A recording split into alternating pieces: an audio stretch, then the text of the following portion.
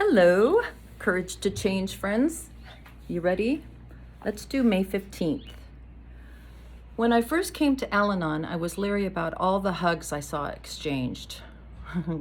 I would scurry out the door after a meeting to avoid them. I couldn't imagine why all those seemingly respectful people were behaving this way.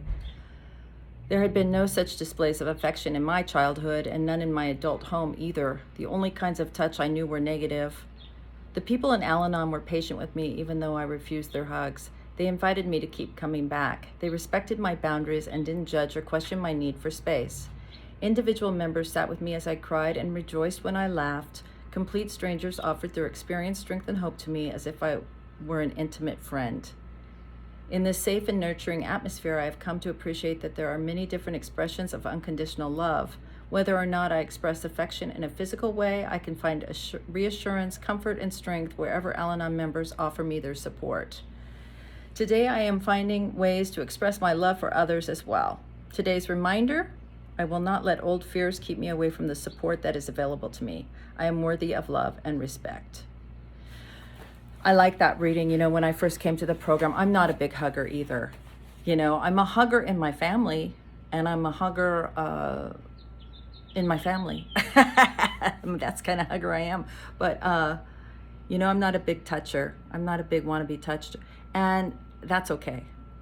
I think that's what this reading is. I think it's saying, of course, that you get better at this, but I don't know. I think my message is you don't have to get better at this part. You can receive love and help from Al-Anon without people touching you. If you don't feel comfortable with someone touching you, you can say, I don't hug. That's okay. And you can change your mind later and say, can I have a hug, right?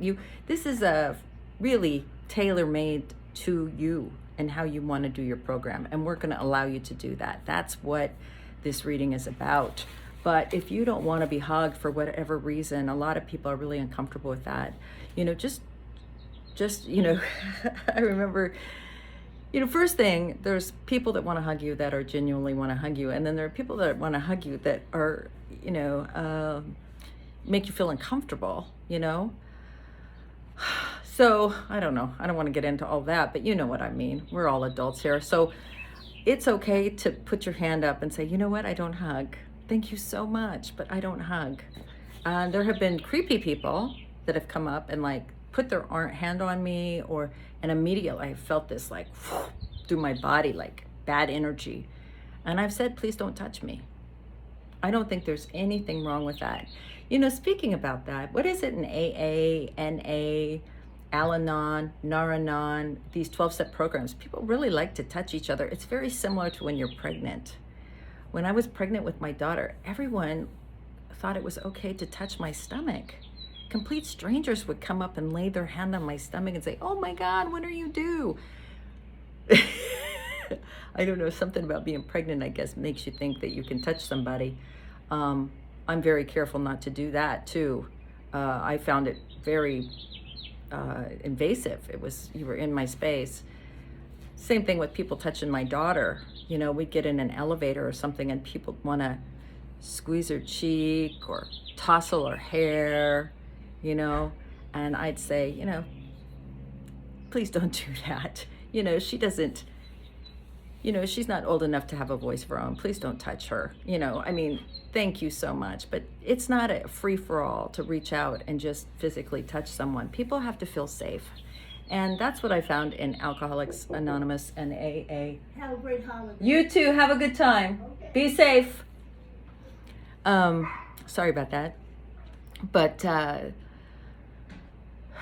so, I'm really doing this in real life, right? Life happens. But I really think that AA has given me, AA, Al-Anon, Nar-Anon, all these 12-step programs that I go to. I think especially Al-Anon. Al-Anon has been great with the boundaries. And it's actually made it okay for me to say, don't touch me. You know what I mean? That's actually given me the permission.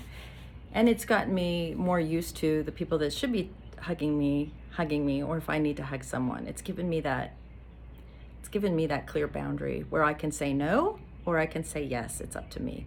I love that about Al-Anon, the boundaries. You get a lot more of that in this program, I think, than any other. Nar-Anon and Al-Anon really teach you about boundaries. And it's so important, especially if you've had trauma or you've been raised in an alcoholic home.